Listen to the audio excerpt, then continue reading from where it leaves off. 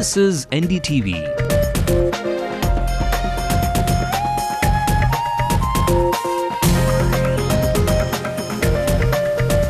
And you're watching Ndtv-Hindu.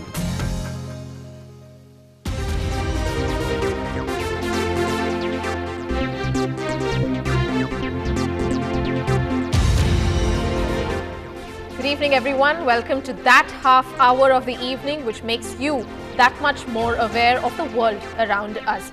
This is Headlines Now and I am Radhika Iyer. Bangalore is on a terror alert. Hyderabad is on a Telangana alert. And back home in Chennai, the 2G alert continues. The South is making the headlines nationally. Let's get straight to the top headlines. Karnataka on a high alert after intelligence reports suggest a possible attack. The King's Fortress has been invaded. AIADMK troops attacked the Raja on the 2G spectrum scam in Perambalur. The Prime Minister writes to the Public Accounts Committee saying he's ready to appear before it in the 2G scam. Chairman of the CMDA does a Raja. Rules violated while allotting 25 shops. Did he play favoritism? There is a lot of illegalities, procedural violations in allotment of orders. 7 killed on their pilgrimage to Velankani after their vehicles rammed into a lorry in Krishnagiri. Grounded in a terminal, travellers blame airlines and airlines stress on terms of service. This report tells you how to avoid these disputes. Classical dance forms come alive, showcasing their various facets, and what better than the Mardui season to stage them.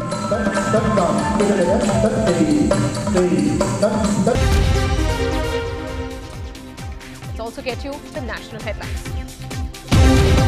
Congress Telangana leaders go on a hunger strike in Andhra Pradesh, demand all police cases filed against student protesters be dropped. West Bengal Chief Minister gets the Home Minister's letter asking him to control violence in the state. The CPM calls this partisan. Another setback for the BCCI. Now the Bombay High Court rejects its plea against the stay on Lalit Modi's disciplinary hearing. A severe snowstorm hits the US East Coast, stranding thousands of passengers during the holiday season. Bangalore is on a high terror alert. Security has been intensified in Bangalore and the whole of Karnataka, particularly the coastal areas like Mangalore and Udupi. The central intelligence agencies have sounded an alert in the coastal areas after a terror alert was sounded by the central intelligence agencies after reported indications of an attack through sea in the country and in particularly in Karnataka. The Chief Minister, Mr. Yediyurappa, says there were no direct reports about terrorists infiltrating into the state. However, the state is taking no chances. A 550-member strong paramilitary force provided by the centre is stationed in the city. Security and vigil has been scaled up in coastal areas. Police are also tightening security in areas which have reservoirs following the threat, and of course malls in the city of Bangalore are also seeing security stepped up. A high-level meeting was held in the capital headed by the Home Minister R. Ashok. NDTV's Vasanthi Hariprakash now joins us live on the phone line. Vasanthi, hi there. The mall city on alert days ahead of the new year. What are your sources in the intelligence sharing with you? Well, Radhika, I know whenever there is a high alert of this order, then there's a certain amount of worry, but we can certainly tell our viewers that there is really nothing to really spoil the New Year mood as far as Bangalore is concerned. Yes, it is true that there is a high alert because after the security review meeting this morning, the Chief Minister, Mr. Yediyurappa, told us that there were certain intelligence inputs from the centre that said that there could be possible terrorist infiltration through the coastline. Now, as you're aware, Radhika, 2 districts particularly, that's Dakshin Kannada, as well as Karwar of Karnataka, have a long coastal stretch. So like other states like Gujarat and Maharashtra, Karnataka too got these alerts from the centre. In fact, when Mr. Yediyurappa was asked specifically if there is a terror threat to Karnataka per se, he said there wasn't any, but they weren't really taking any chances, and they do have the centre's cooperation in this regard. And in a place like Hebbal within Bangalore, there is a paramilitary unit that is on par with the NSG, and therefore the situation is pretty much under control. Yes, security around particular installations are more, but there's really nothing to worry. So that's a good note, Radhika. All right, my colleague Vasanthi there hinting that this terror alert is to the country in general, and Karnataka is just being a little more cautious perhaps because of the indications of a terror alert. Vasanthi, if you're still there with us, this is the time of the year. There will be a lot of commuting from Chennai to Bangalore and vice versa. What security arrangements in place really when it comes to in the wake of this alert? Well, that's right, Radhika. Chennai-Bangalore traffic is high at any time of the year. And considering that there's going to be a New Year weekend, yes, there will be security concerns. But as far as the Chief Minister's assurance, and I was also speaking to the intelligence chief sometime this afternoon, they are maintaining all precautions. They're really leaving nothing to chance. And though, like I mentioned, there is no specific perception of a threat to Karnataka as such, but they are making sure that security, particularly in Bangalore, in various places, is high. And this includes, places like the railway station and bus stops as well.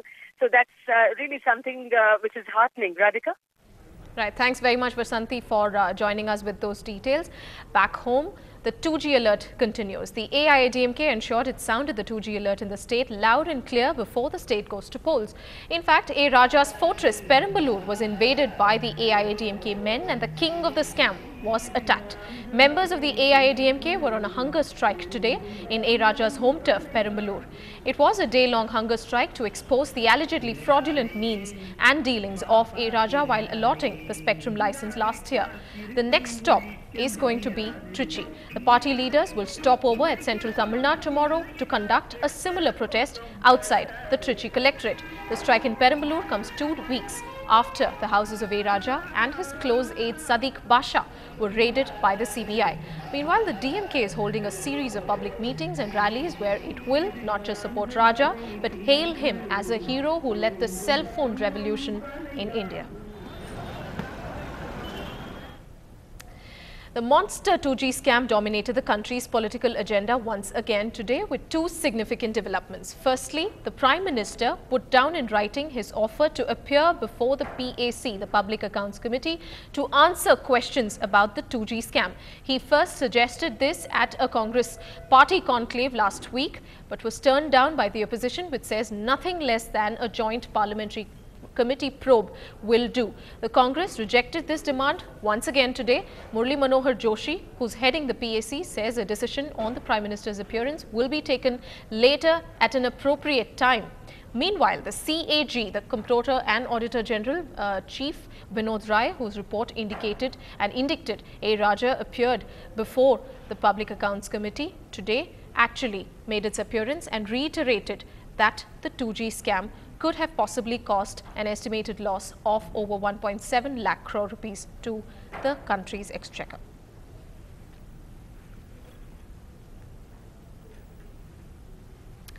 Right, this is an Ndtv-Hindu exclusive. 25 shops at the busy Coimbatore market have been allotted by the chairman of the Chennai Metropolitan Development Authority after he newly created a quota for such allotments. This has led to allegations of nepotism and procedural violations. The unprecedented allocation has been done by the State Minister Bharati Ilambarati, who is also the chairman of the CMDA. Our senior reporter Peer Mohammed scoops out the violation.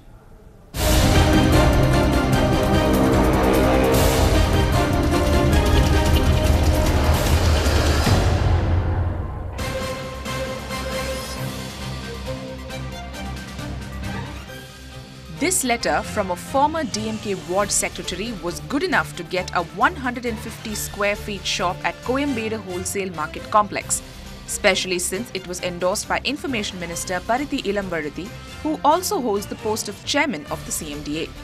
This is a highly unusual practice. For the last 14 years, ever since the market was opened, allotment was done by drawing of lots. This itself followed a transparent practice of public notification by the CMDA. 13/12/1996 ஆண்டு கோயம்பேடு காய் கனி மலர் அங்காடி வளாகம் தமிழக முதல்வர் மு கருணாநிதி அவர்களால் திறக்கப்பட்டது. திறக்கப்பட்ட நாள் ஆகி ஒரு 14 ஆண்டு காலமாக இது நாள் வரையிலும் மந்திரிக்கு என்று எந்த ஒதுக்கீடும் செய்யவில்லை. காரணம் என்னவென்றால் இது சுயநிதி திட்டத்தில் உருவான மார்க்கெட். இது ஒரு கண்டிக்கத்தக்கது என்பதை நான் கூறிக்கொள்கிறேன். An RTI application has revealed that no guidelines were framed authorizing the chairman's quota for the allocation of shops in Coimbatore. The approval itself for such a quota was given not by the government but decided internally by the CMDA. Here, admittedly, no guidelines have been framed. The minister personally receives application. Most of the same date applications were ordered. Sanction orders given by the minister. They specifically mention shop number also. When no notification is made, no publication is made, no advertisement is made that there is availability of shop under the minister's quota, it is not able to understandable. Without any reasonable explanation, the CMDA withdrew the notification for allocation of shops. Surprisingly, the minister's order under his quota was issued simultaneously. When contacted by Ndtv-Hindu, both the minister's office and the CMDA claimed they were unaware of this issue. The absence of government nod, the absence of guidelines for chairman's quota raises several questions. Will the government now explain the procedural violations behind such allotment of shops in Coimbatore, in Chennai? Peer Mohammed, Ndtv-Hindu. Right, let's go straight across to the man who got us that report. Peer Mohammed joins us live. Thank you very much, Peer, for getting us that report and joining us now in the newsroom. Does it indicate now that the minister played favoritism? Because we have got under the RTA, we have got enough papers to say that there is favoritism adopted by the minister. Particularly this one application, which was given by a former ward secretary of the DMK, to allot a shop, particular shop. He names the shop M22, 150 square feet, to his daughter SKP Pungode. Immediately that is allotted. The minister says allot it and signs it. A few days after this application is given by the DMK former ward secretary. This shows that there is a clear violation of procedures, because it's even if it is a discretionary quota, it has to be under certain criteria, like some widow or somebody who is a social worker. For example, in the housing discretionary quota, they set up certain guidelines, but here under the RTA they again say there are no guidelines framed for this discretionary quota, which has come after 14 years of existence of this market. Yeah. Right, thanks very much, Peer. It obviously indicates that in today's day buying onions are difficult, but it seems that if you know a minister well, then perhaps it's easy to even buy a shop right there. But we, of course, will get to the bottom of the truth. It seems at the moment that the minister here played favoritism. An RTI application has been filed, and we'll try and get to the bottom of that very case.